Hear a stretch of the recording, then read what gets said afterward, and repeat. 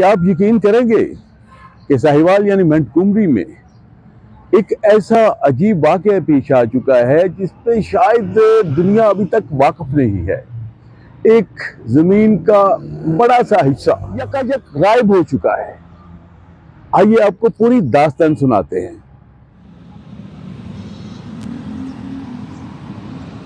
बड़ी कोशिश के बाद, एक बड़ी एफर्ट के बाद, जब पुराने लोगों ने हमें बताया कि वाकई साहिवाल में एक ऐसी जगह होती थी जहां वो जाया करते थे सैरो तफरी के लिए, हमने वो जगह ढूंढ निकाली है।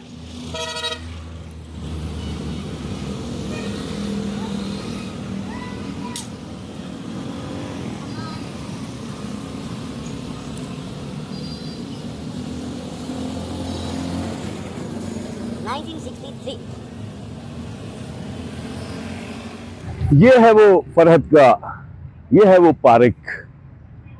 अब हैरानगी की बात तो ये है कि आप सवाल करेंगे फिर ये गायब कैसे हो गया। महकमा PHA जिसके अंडर तमाम पार्क के इंतजामात हैं, उसकी लिस्ट में फरहद गाह शामिल ही नहीं है।